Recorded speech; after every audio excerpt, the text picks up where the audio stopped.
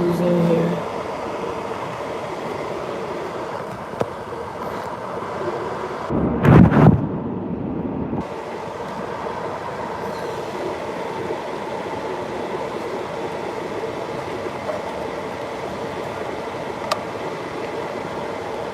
Hey, Chicago BBW, what's up?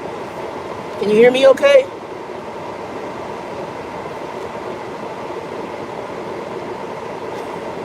Can y'all hear me okay? I forgot the mount, so I'm kind of using the steering wheel. Okay, good. Hey, Mandisa. Hey, Cherie, what's up? I'll be out tonight at about, I'm supposed to catch Greyhound at 10:30 tonight. So right now I'm at the laundromat doing my last little load of whatever I got dirty while I was here. I forgot the mount, y'all, so we kind of working with the ghetto way of trying to get it so y'all can see me, so I don't have to hold it and it's shaking.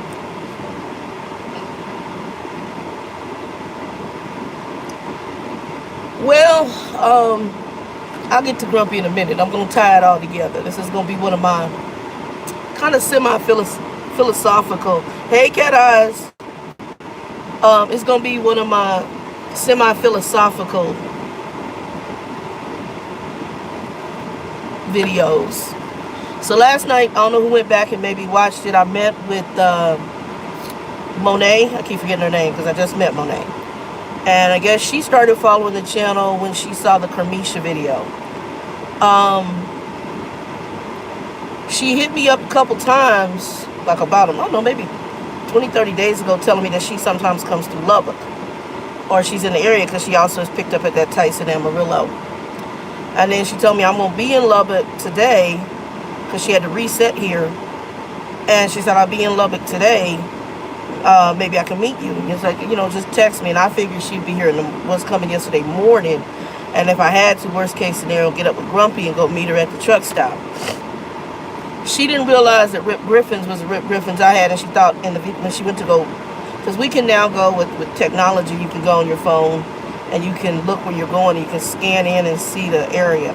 So she thought the lot was a dirt lot. I said, no, it's a paved lot. So I took her by it last night so she could see where it's at if she ever comes back through here. And then right across the street there's Stripes.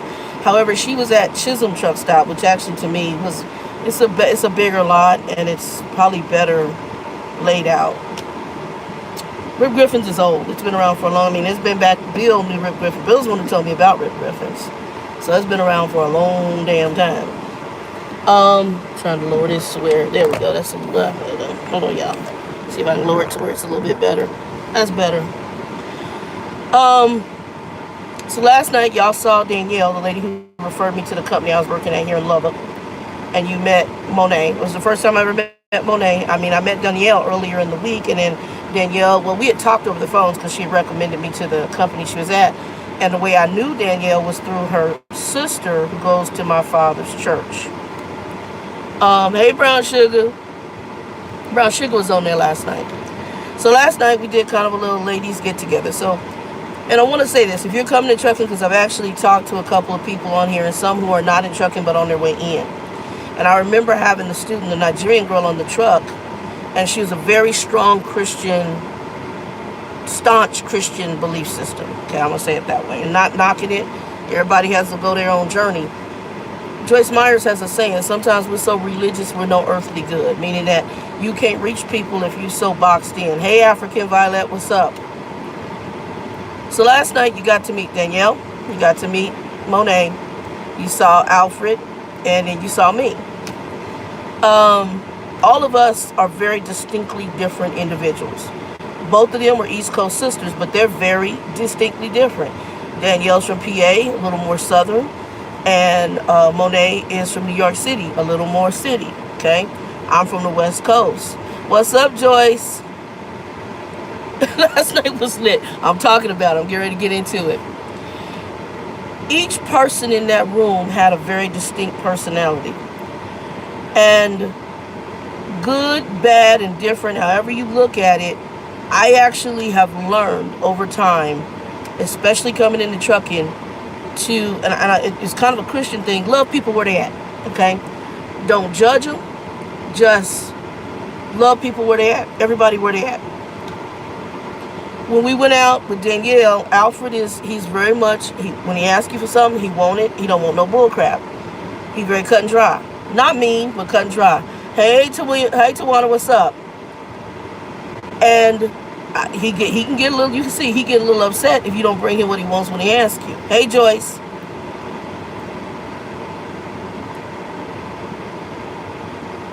But everybody in that room, good people. Honestly, they good people in their own way. When I say good people, it was decent company, wasn't no drama. We had adult conversation. A few folks had adult drinks, and it was a good conversation. What I liked on the trucking side of it, I found it interesting. And I'm sorry, this is slipping back more than what I wanted to. Hold on, y'all. I'm finagling this because I forgot my mount. Hold on, I know what to do. Hold on, y'all. Hold on 1 second.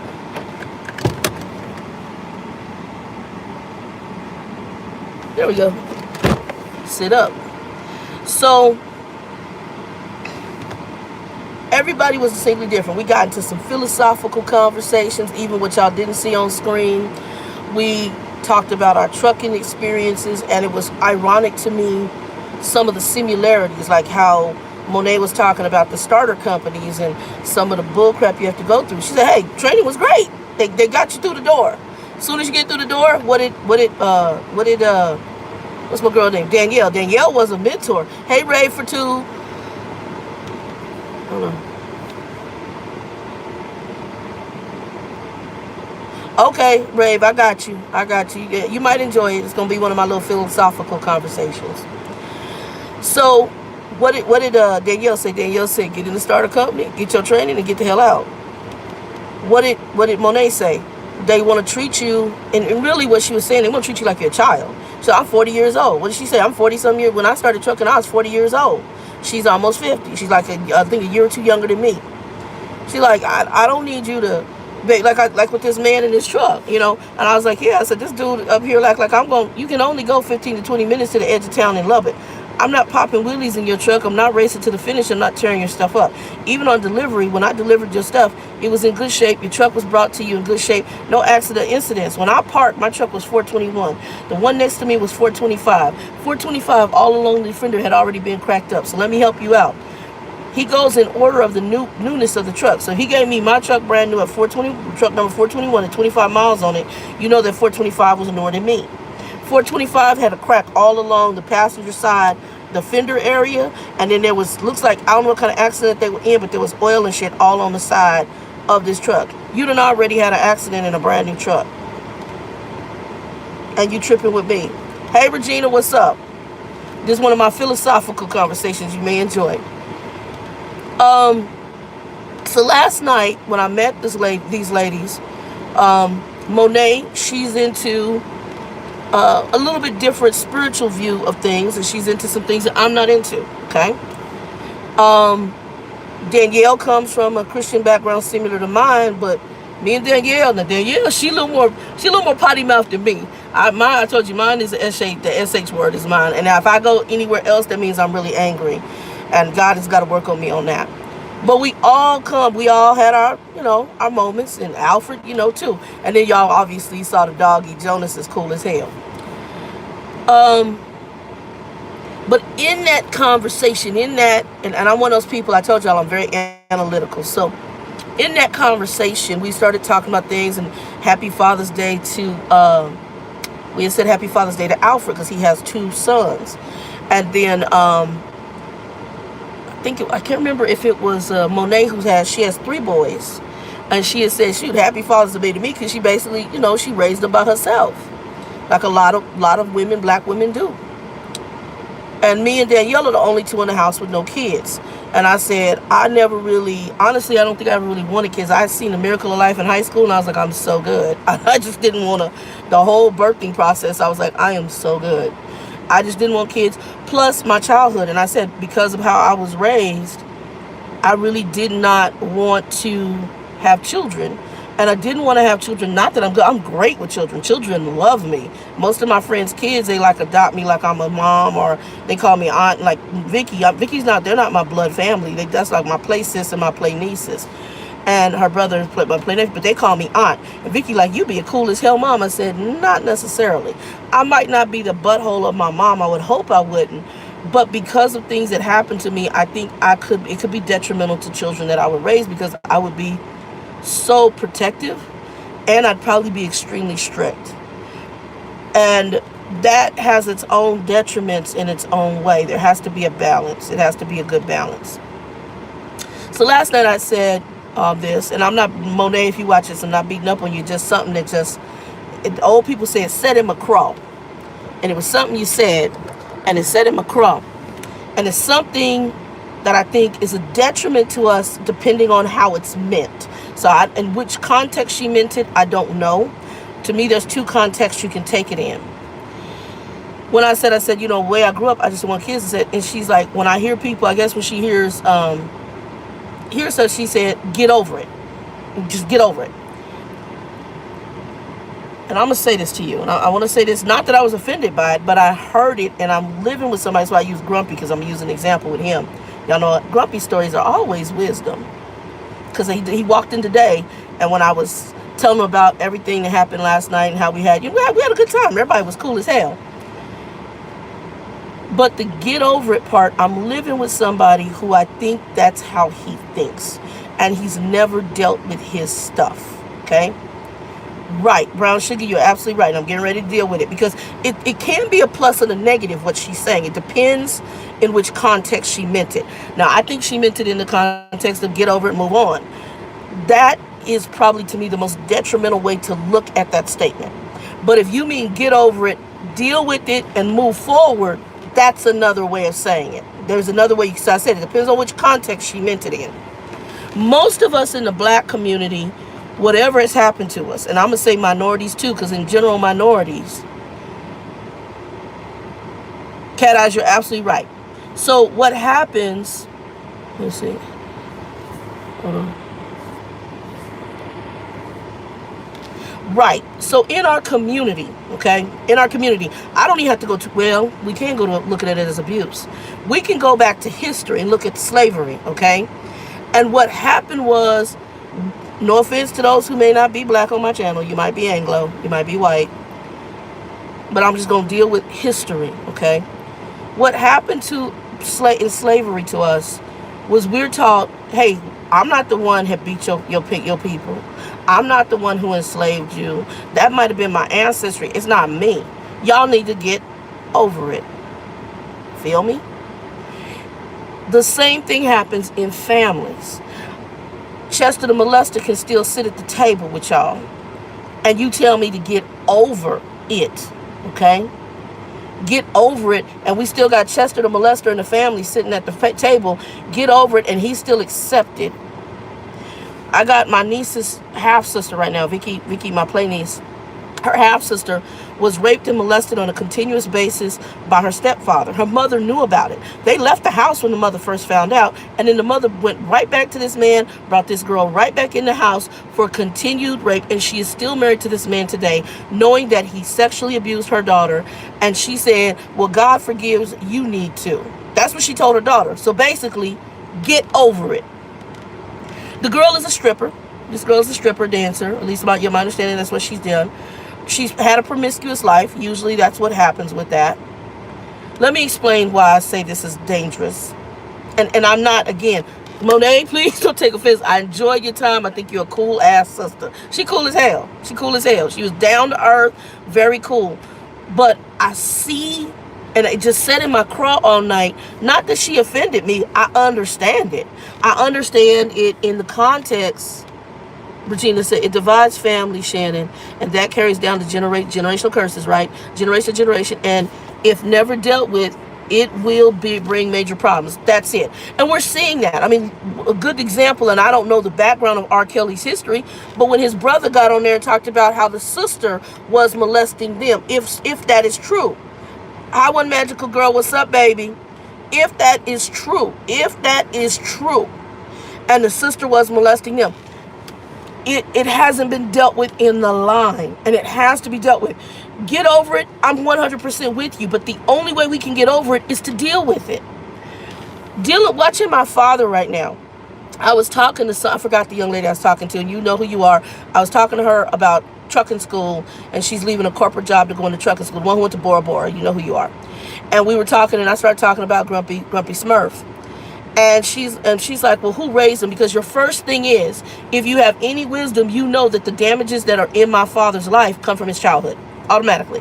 You know that who he is today is a direct reflection of him as a child. He's a grown-ass little boy. That is who he is. Okay? I'm sitting here.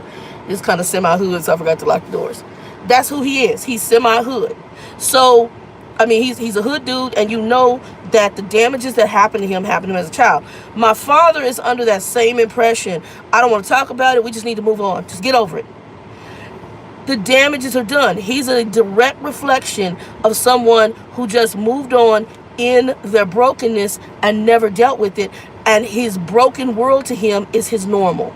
That's why our society is as effed up as it is. Let's just go there. That's why things are as warped as they are. And a lot of the decisions we make, a lot of life choices we make, a lot of sexual things we get into, a lot of addictions that we have, whether drug or alcohol, whatever, food, a lot of those things happen because we haven't dealt with the brokenness in our lives. Okay? I had major temper issues. That was one of mine. That runs in his family line. But that's also a direct reflection of the things from childhood. I also used to be very hypocritical. I wouldn't have hung out with none of them folks last night. Hey, Ruby, what's up? I wouldn't have hung out with anybody last night because they wouldn't have fit in my stereotypical corporate world back when I was in it. But when I went to trucking school, it changed the course back in 2009 of how I viewed people.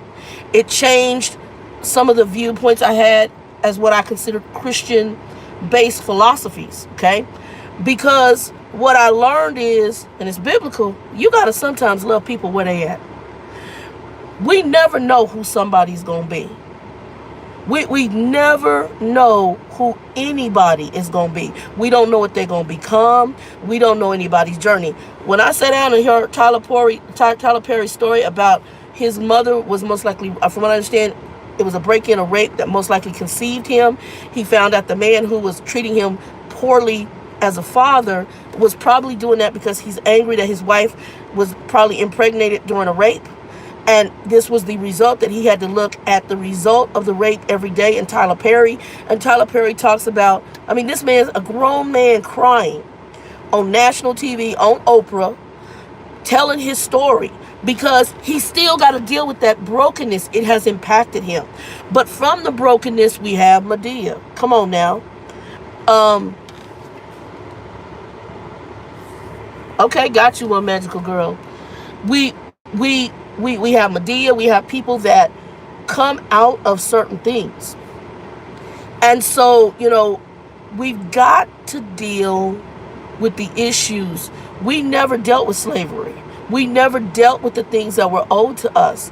Instead, we dealt with trying to get our rights. And then when two major people who represented us, Malcolm and Martin, were killed, we shook the dust and we got caught up into trying to accomplish a materialistic lifestyle.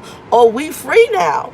We free now. But now we got to dig from the dirt because we didn't get the reparations that were owed to us. Now, they locked up the Asians in prison camps and gave them reparations, but you enslaved us and never gave us reparations. Native Americans, you kind of screwed them too. You took their land and then you gave them a small portion of their land back to live on. I mean, we could go down the list of the damages, and when you see that on a broader scale and then a smaller family scale, we understand that the only way to truly get over it is that you got to go through and deal with it. Otherwise, you're going to be Grumpy Smurf. 70 years old, sitting in a house by yourself because nobody can really stand you if they got to know you. Who wants to live in a house with a liar? 24/7, you trying to figure out if you're telling me the truth or you lying. He lies like nobody's business. It's compulsive for him.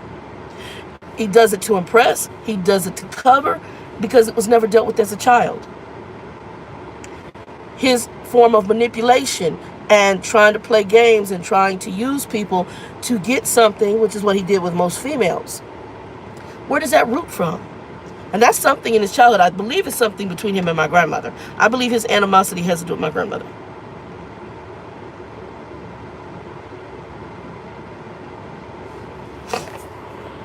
We do. And see, and Joyce, in the African American community, what we don't do is we don't go, and if you sometimes, and I'm gonna say, for me, maybe I did go to counseling earlier when I was in high school because of the abuses from my mom, because my counselor in high school got involved. My aunt was an educator, so she reached out to the counselor there. She also knew one of the other educators she went to college with at my high school. The lady who headed our Black Student Union, her and my aunt went to high school together. So I was very fortunate for some of my earlier portion with what I was doing, because I was fragile. I thought some very, honestly, if I hadn't gotten away from my mom, I'd probably be in jail for doing something violent if I could to my mother. That's how much I hated her. She was that abusive to me. And I thought of ways to, actually, I'll be honest, I thought of ways to take her out. Honestly, I did. I thought of everything I could. So when you see kids that end up killing their parents and doing stuff like that, if they come up in an abusive household, I understand that mentality. I got a friend of mine who, he adopted 2 great nephews, and I told him, based on some things I knew about the nephews, especially the older one that he had, that he was about to run into some problems. I identified immediately. I said, you're going to identify. This young man did some very violent stuff in his household. Not once, several times. Several times. And I mean very violent, dangerous stuff, because of the damages that happened to him from his original parent. And I believe there's even deeper damages that are covered up, that he hasn't really verbalized. And he's a very broken child. He's an asshole. He's just like my father. Him and my father, major asshole tendencies. But I understand his asshole tendencies, this young man, come from the damages that happened to him. It's gonna show up somewhere. And just telling people to get over it is not getting them through it, to deal with it so that they become a better human being. And that's what you really need. We need to become better human beings. We can't just say get over it. We've said that even as Black people, Latino people, and now we're seeing the results of us sweeping stuff under the carpet, and now we're sitting up here in shock and awe because all this stuff is coming to the surface. We got caught up in the materialism, and we got on a friend of mine said she had come down with lupus, the worst form of lupus. And when I seen her, we had seen her we went to high school together, and I hadn't seen her. We're exactly the same age. They had given her 6 months to live. I don't even know if she's still alive to this day. She had the lupus where all of her vital organs, are impacted or whatever. And so she said to me when I saw her last, she said, Shannon, I was living my life on a treadmill. Most of us, we get on a treadmill, we go to work every morning, we do the same stuff, go to the bathroom, take our shower, eat breakfast, eat dinner, do the same shiznit that we always did. And we aren't living life. We're living on a treadmill, and we may be on a dysfunctional treadmill. We may be on a treadmill where we're walking in our brokenness. Regina's on here, and Regina, she had told her story when we worked together at Aetna, and I'm not going to get into everything. And maybe if I ever see her, I'll do a little interview on here so she can tell her background, because her story of how she later became Christian came under the Joyce Meyer ministry. But what I loved about it was her son said, Mama, I need you to watch something. And he introduced her because he identified something in his mother that she hadn't identified in herself, because we're on a treadmill. For whatever took place in her life that had her where she was at that point, we sometimes don't see in the mirror the damages, and sometimes we don't even want to deal with them. So we live in our lies and in our dysfunction. You're not living. You can't. How can you live if you're living in the dysfunction and brokenness of who you are? You can't really enjoy life because you're living in dysfunction. So all you are is on a treadmill, and what you're calling living is just existing, especially if your damages are deep. Our issues in the African American family, a lot of that stuff stems back. Some of it stems back from our slavery times, quite a bit of it actually. Then it has just waxed worse. Worse and worse and worse down the line. It's where we at as a country. I mean, everybody says to me, like, I told my father, I said, he hates Trump. And I told him, I said, I understand why God allowed him in office and put him in office. He's a direct mirrored reflection of our society morally. He's narcissistic. We're a very narcissistic society. He's a liar. We lie a lot. Our businesses, the way they handle stuff is sometimes dirty, corrupt, manipulative. If you're not on the same page with me, then I'm going to kick you. Everything he's doing is very indicative of American business. There's nothing this man is doing that's not indicative of it. He's pervy. He's up here messing with prostitutes, talking about you look like my daughter. That tells me you want to screw your daughter. Is that any different than what we're seeing out here in the society we are in? Arrogant. It's all about him. That is no different from our society. And as I told my best friend, one of my best friends, I said, look, I feel sorry for him. She's like, how do you feel sorry for him? I said, he didn't get there overnight. To get to be that kind of individual, that's something from your childhood. That is something from your childhood. It just doesn't happen overnight. Now, you can choose to stay in the foolishness or you can get out. Get over it? Yeah, we need to get over it. But to get over it, some of us need to go get counseling. Some of us need to go to church and deal with what we need to deal with to get some freedom. That's the only way. A lot of us are trying to get over it with sex and drugs and alcohol, food. We're trying to get through the damages in ways, money, Monty clothing. You need somebody to tell you you look pretty all the damn time. Why? Why aren't you comfortable in your own skin? What is it that you need that another human being has to justify you? It's insanity. It's insanity. So sometimes it's not something we can just get over. And in the black community, I see it so much in families where we tell you, okay, mama beat the shit out of you with the extension cord and the skillet. You know you got issues. Get over it.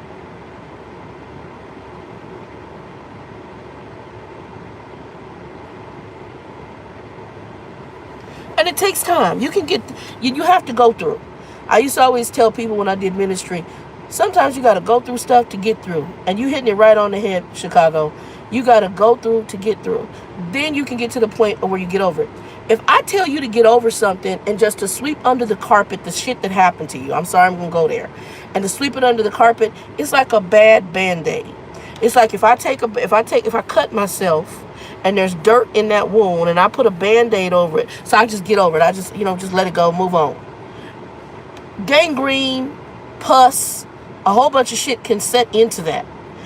And that actually does not just impact the area I cut, it then impacts the body because it could be poison. I got like some teeth back here. I've got to get a tooth handle. If you don't get those teeth handled and it's infected, it goes into your bloodstream and it can cause other health issues. Because it's not just that one issue. It's the wholeness of it. It has to be dealt with. If you don't deal with it, it manifests in other ways, and usually they're not good. They're just not good. So I get what she's saying. If she's saying, you can say get over it, like deal with your shit and get over it. And they were talking about crybaby truckers, like I guess truckers who lonely and whatever, and got issues. I've talked to them, ones that are in relationship issues. I had one, when I was working for Pride Transport out of Utah, I ran this dude, it was in California somewhere, and I was delivering a load, really tight dock here, it had to be Cali. And I was delivering a load, and the weird part of everything was he was talking about his relationship. He was a white guy dating a sister. And I guess the sister was moving on.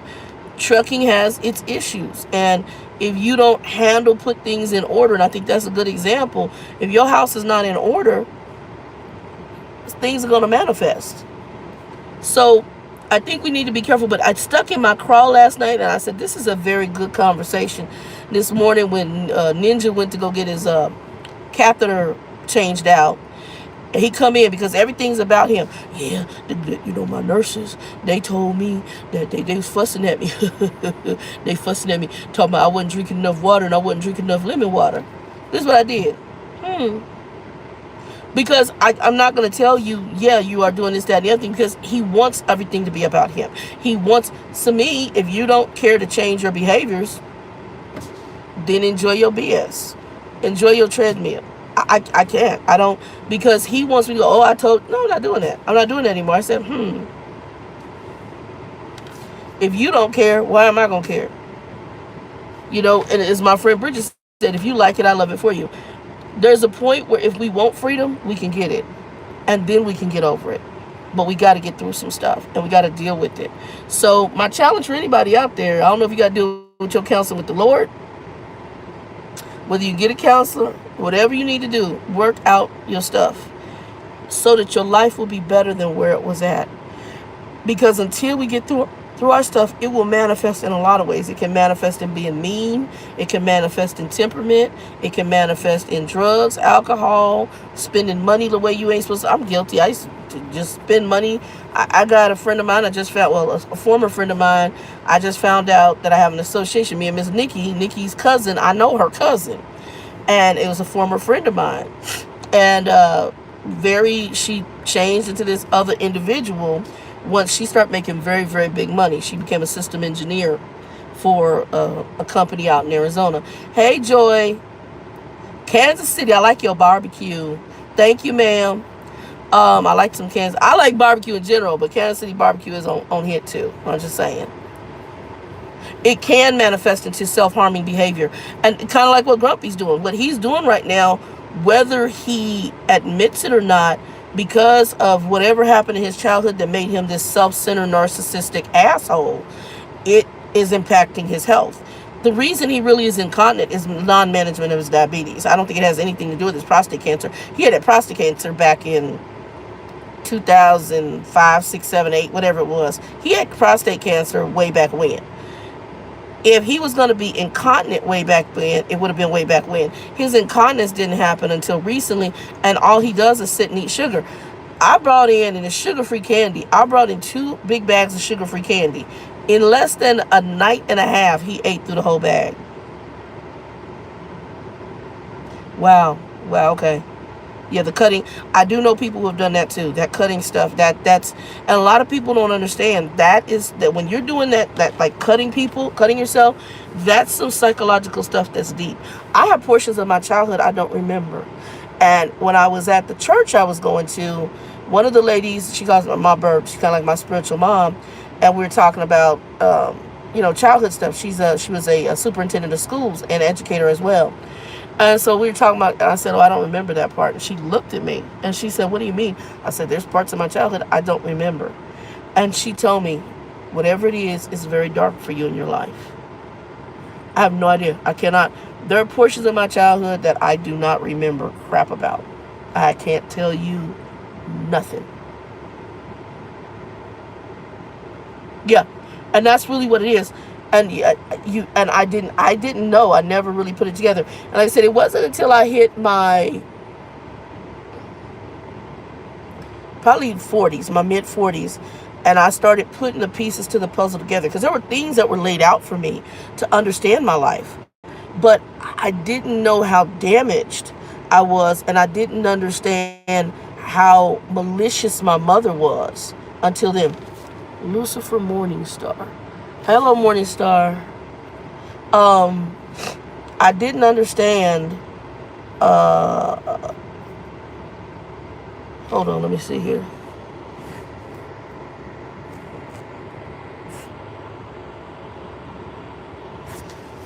All right. And those of you who are my admins, y'all keep on the watch for me. You know what I'm saying, right? I didn't understand some of the stuff that had transpired. And now I have a better understanding of those issues. So like that conversation I had last night, I thought what she said was so powerful, And like I said, I don't know which context she meant it in. Get over it, like deal with it and then get over it, which is what we need to do. We need to deal with those issues and then move forward. But if you're saying just move on and just leave them and you think you can walk away from them, you can't. They're attached to you until you guys know what to do with this one, right? They're attached to you until, and y'all, I'm gonna let probably one of my admins take care of that. So one of the admins, if you're in here, take care of that one. Yeah. So I don't know if Chicago or one of the other ones are in here with admin rights. Y'all know how to take care of that. I hope y'all know. All you got to do is click on them and send them on their damn way. Thank you, Chicago. Thank you. And let's see if we can, we got to boot him later. But a lot of times you have people, I want to thank the admins for handling that, and y'all just be watching because I already kind of knew where that was going to go. Hey, NATO, what's up, baby? You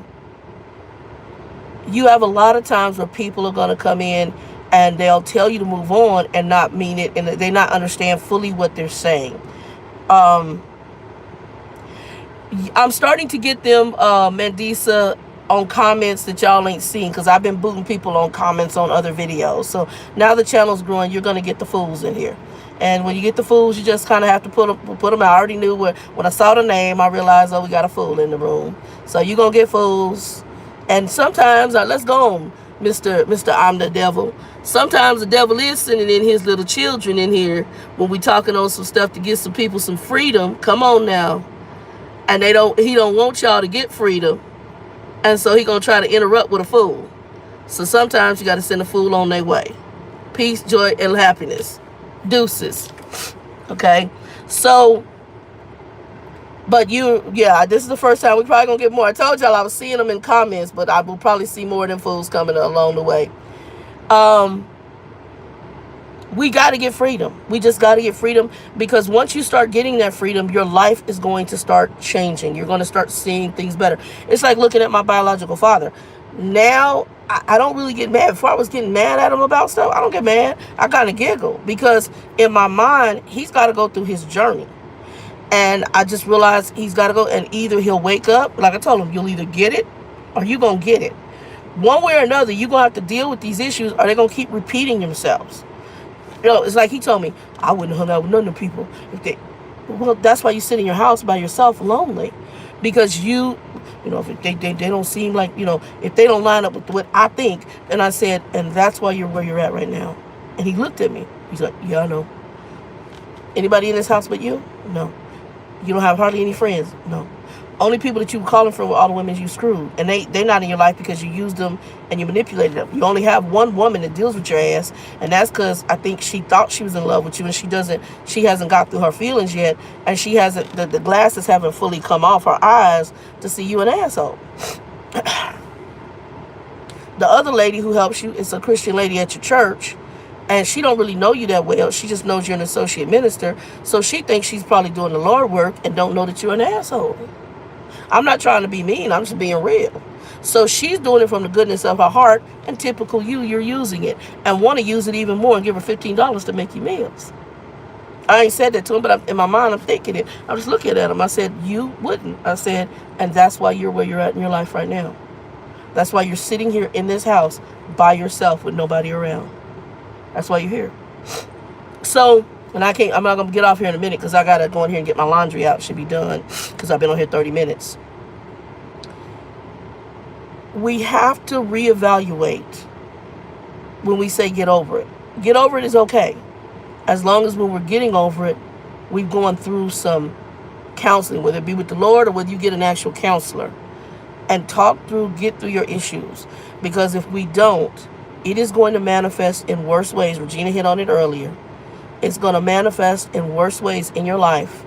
And you'll ultimately end up like my father, who's stuck at 70 some odd years old he sits in that chair. I'm going to tell you what he's doing. He's thinking about screwing women. If we watch a show, his whole mind is on people getting busy in the show. Or he likes really ghetto stuff, seeing a women's ass. And he doesn't look at women as a person. He looks at them in body parts. He sees the ass and the breast. That's it. He don't see you as a human. He sees them as objects. at 70 years old. 70. We sitting in there, oh yeah, he ready to get busy. That's because that is his perverted mind. He has never renewed it. God done taken away. You can't get an erection anymore. Because at 70, he would still be screwing women. Because he's a sexual addict. You can't screw women anymore. Now you can't stand over a toilet and pee. Have you not gotten the message that God is trying to give you about that thing in between your legs? He hasn't gotten it. Instead, he's depressed about it because all he's doing is going back in his mind, sitting in that chair in that house, playing back screwing women. And still to this day looking at body parts. Because that's all he knows. He can't renew his mind. Now, he prayed to get some deliverance from the sexual addiction. But deliverance also comes with this having to be changed as well. Just like I told him, I said, once I get the weight loss surgery, I also have to get this to lock in with this. Otherwise, what happens to most people? They put the weight right back on. If you can't renew your mind around the change, you're just going to stay in the same foolishness. You might have a fix for the problem, but you're going to stay in the foolishness, and all it's going to do is remanifest.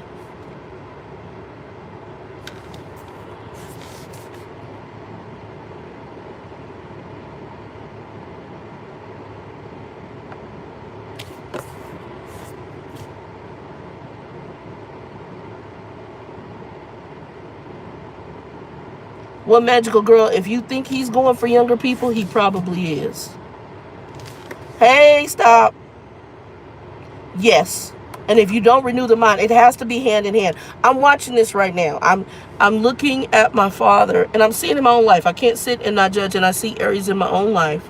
But like I said, what God is showing me by watching my earthly father and what he's doing with pulling the eyes, the lenses back. This morning I just said, and when he came in from the doctor and he was sharing stuff, and I'm like, you can't renew your mind. He came in today, 2 full bottles of milk, full bottle of orange juice, something, I'm sure that was candy.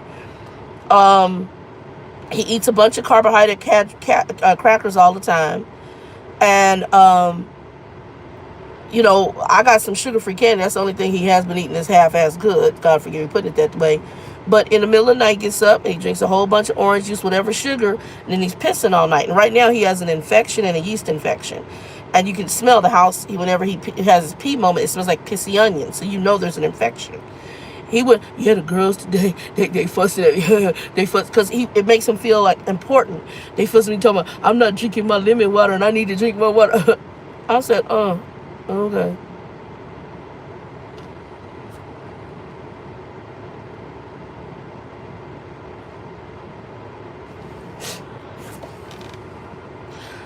You do have to cut to, yeah, if you know you got Chester molesters, one, they should be reported if you have any proof of it.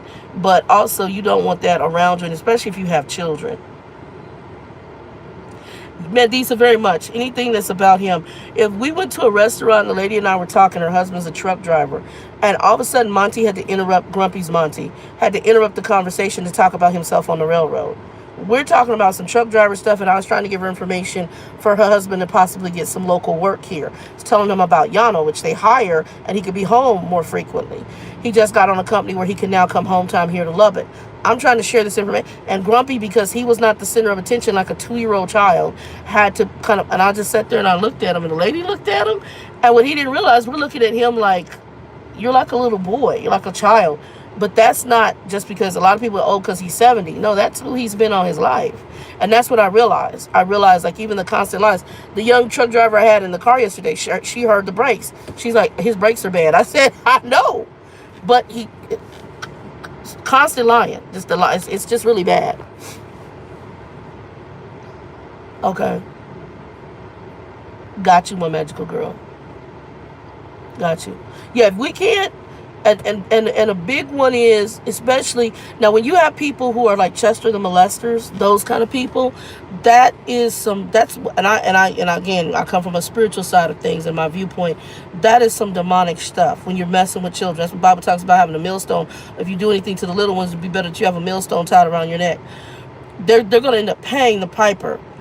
But it's something majorly psychological with them, and they also have their own level of damages that made them like that. But the problem is that when we have them walking around free, we end up with people who ultimately will most likely continue in abusing children. It's just like my niece's half sister. You know, this man is now ministering in a church that is her stepfather. I do know that Georgia, a city in Georgia, I won't say which one, she did a video, kind of like her hashtag Me Too video, sharing with friends and family, who actually somebody sent it to the police department. And they got in touch with her, and they are watching him. And like I told her, I said, when I did a response video to her, and I told her, he did what she described was even more severe than my situation. And what she described to me tells me that that individual is highly likely still abusing children. And now he's in a church where he has probably a plethora of children he can choose from. And with that type of abuse, a lot of kids, especially young females, you're embarrassed, you're nervous, you're scared, you don't know what the threats he's done to them. And so, you know, they're ashamed. It's bad. It's bad. And, you know, like I said, you can't just get over it. This affects people.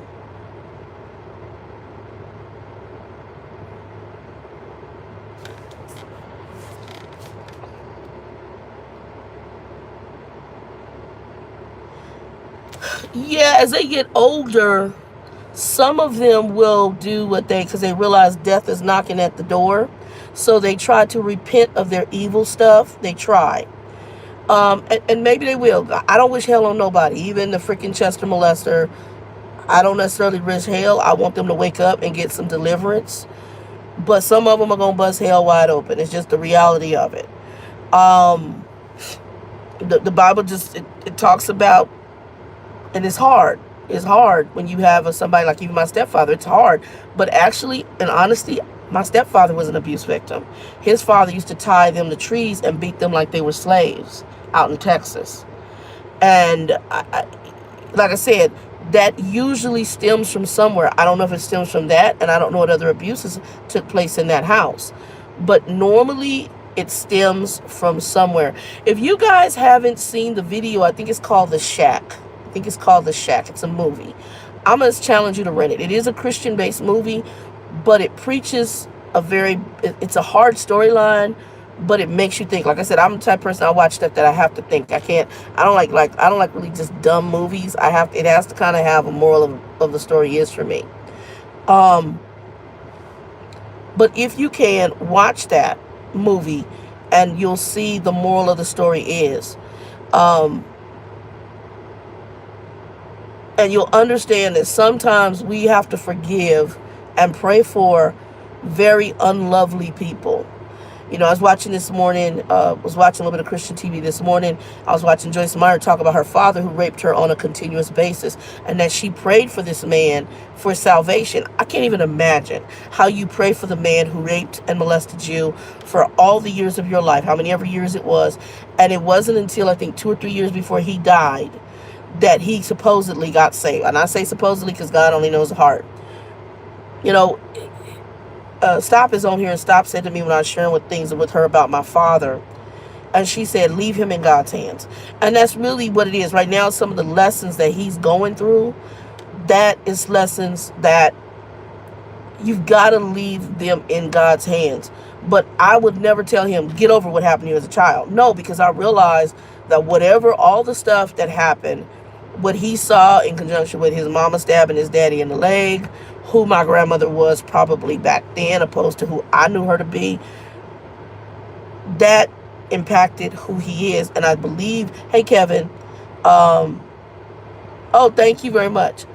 I believe that impacted who he is, and I believe that it impacted some of his animosity towards women, which is why he treats females the way he treats them. My grandmother did like a lot of women did, and I really believe she told him, I'm sending you to your dad so that you don't get any trouble anymore, but you're married to a man, or male, who should, if he's going to be this boy's stepfather, he should be able to speak into my father's life. Hold on, y'all. I think this is the company. Hello, hello.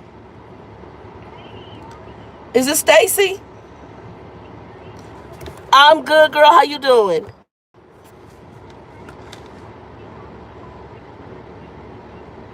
Girl, I'm packed up. I'm trying to get the bag to where it's not too heavy so they don't charge me a bunch of money. Now, I'm going to ask you, most companies will try to get you a load where you can come back through and get the remaining of your stuff, like your tools and stuff. So I can usually talk to whoever my assigned driver manager is to work that out, right?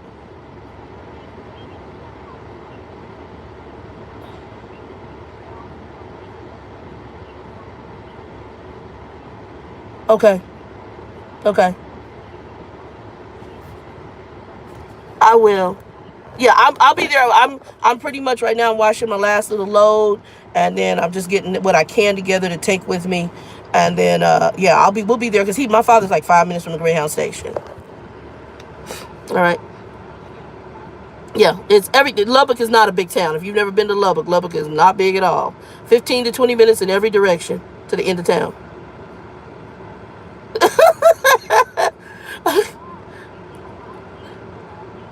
All right, Stacy, I'll be happy to meet you. You have a blessed day.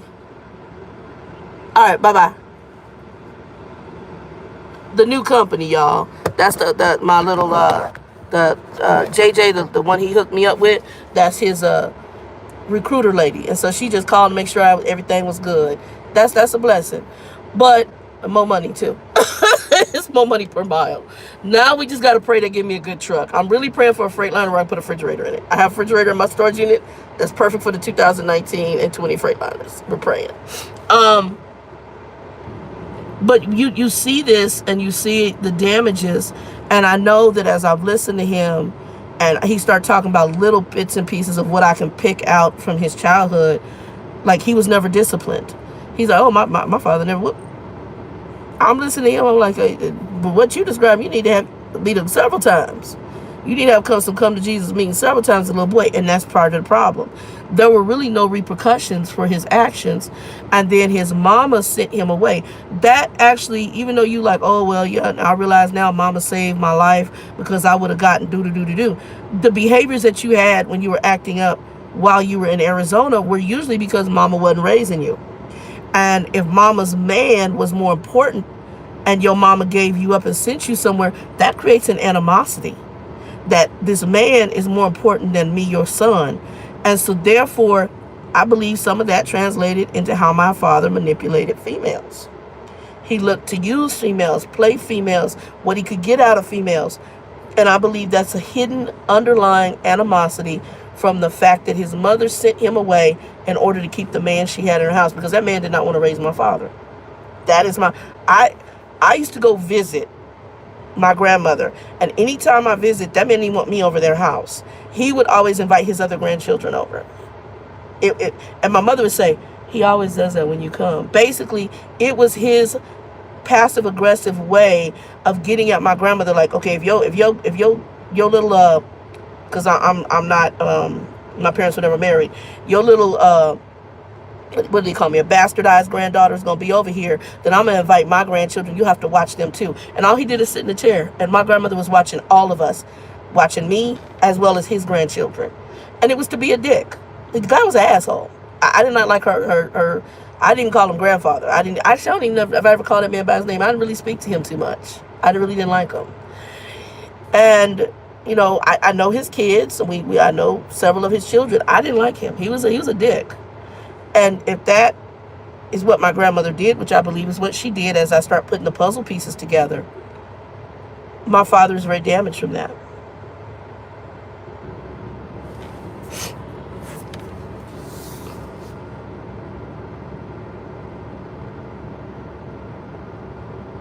Oh, Kevin, thank you.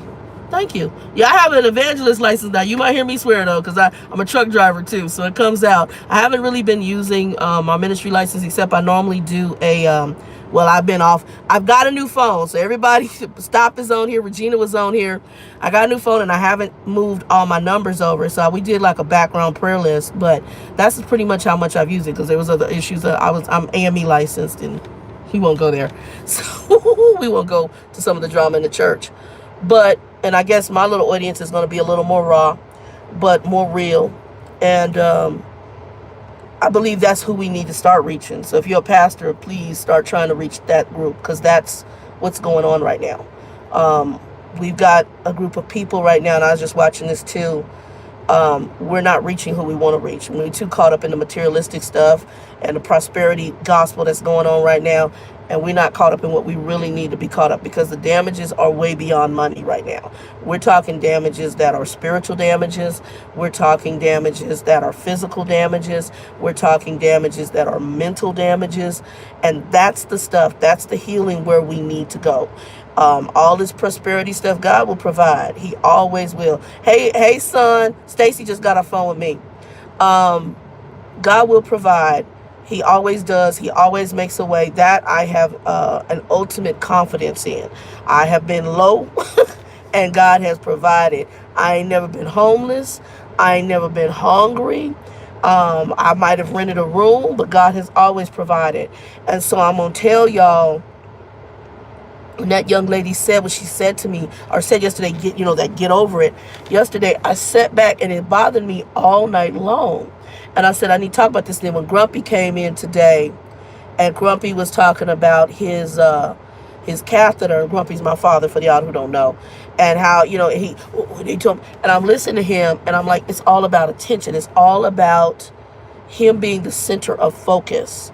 And I'm sitting there listening to him. I'm like, this is some crazy shiznit. It is just craziness. And the sad part is, we're talking about renewing of the mind. He don't even want to renew his mind. You're impotent. You're incontinent.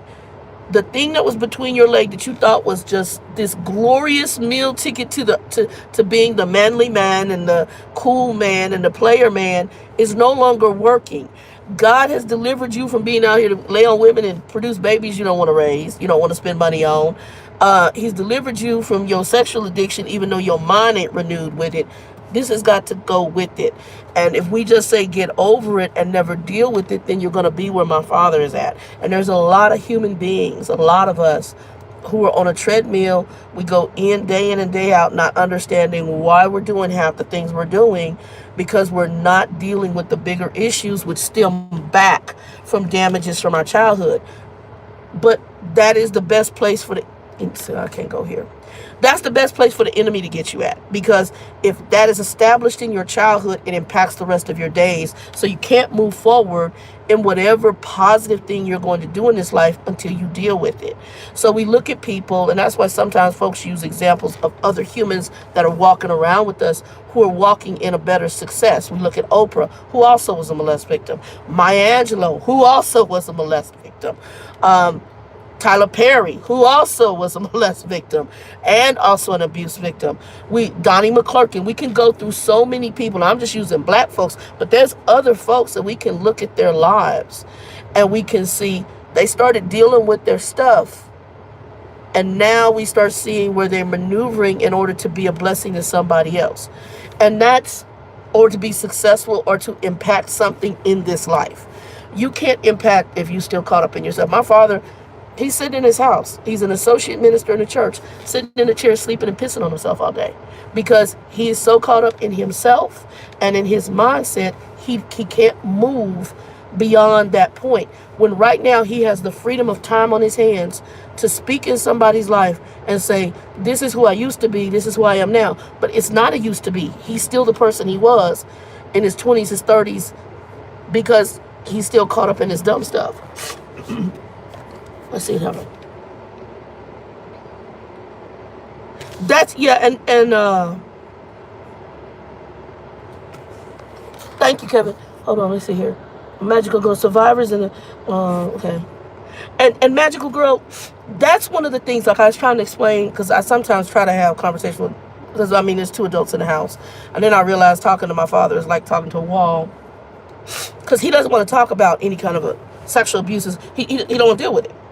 I'll tell you a quick story, and I'll come back to this. We went to go see his barber. It's a white lady who cuts his hair here in Arizona, and then I got to get off here too. It's a white lady who cuts his hair here in Arizona, here in Texas, in Lubbock. And our first time I ever met her, she has I guess she used to be right here down the street from his place, because he don't like to go nowhere beyond his circle. Well, she moved to what they consider the other side of town, so about 20 minutes away from where he lives now. And so I met her for the first time. Very nice lady. Very nice lady. She calls him Preacher. Preacher, You ain't come see me, you know. And it's Southern. It's Bible Belt, Texas, in a little country town. And she got the little draw going on. She proceeds to tell him why she moved. And you guys got to hear this. The woman had me in tears. I'll be honest. I started crying. Monty, he couldn't even speak. He just grabbed his head. Because for him, he don't want to hear stuff like this. She had her shop over here, and I guess the client base started changing. There was a crackhead, meth head, crackhead, whatever, and I guess he would walk by and he was peering in her place.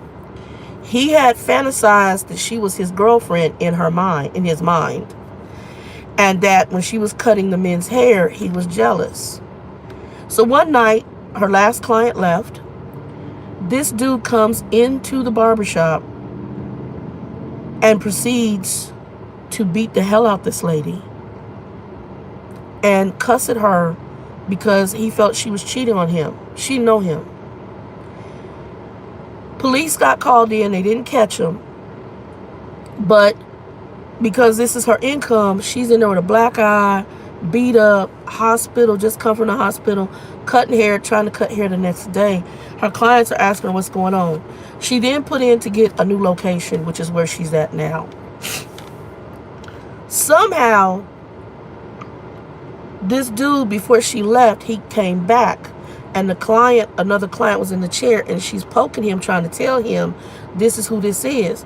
She's talking to him real nice. She's got a camera and some other stuff, and now she's also carrying a firearm. However it happened, I don't know if the client or her, they got a hold of police. Police came and arrested him. There were other warrants for this man. But what she described to us was so horrific, and this was my father the whole time.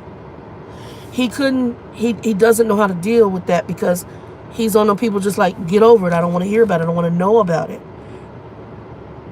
He has no sense.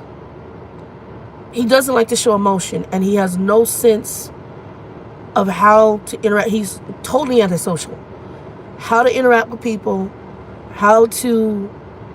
and I looked at her and I said, baby girl, I'm sorry, we're going to pray for you. But you know what? The Lord bless you because you're still here. Because most people might not have survived from some psychopathic, drug addict dude coming in to the shop. He could have killed you. But the Lord gave you another reason. Hey, Bibliophile on board, what's up? Thank you, girl. I'm hoping, I'm praying. With the next company, I'm praying with this one that it'll be, I'd probably be with them. I'm trying to stay with them for at least 1 year, and then I'm looking at lease purchase. That's honest. And then if it's okay, then I might stay with them longer. But there's some things I want, so I'm praying. No, my father does not always see the good in the world because his attitude is trust no one, and he always is looking at things in the negative eye. But that's why, because he doesn't see good in stuff. He sees bad in stuff. So that actually is not the case. What it is he doesn't want to deal with stuff. There's a very big difference. So he sees everything in the negative. His major philosophy in life is trust no one, and he sees everything in the negative. He doesn't see things good. He believes people's intent for other people is to screw you over, dog you, do just dick you over. That is how he sees things. He does not see good in people. No, no. If you talk to him, he will warn you. He trusts no one is his philosophy. That is his number one philosophy in his life. And the reason you have that number one philosophy because you yourself aren't trustworthy. Very much so. Very much so. He's very much so emotionally disconnected.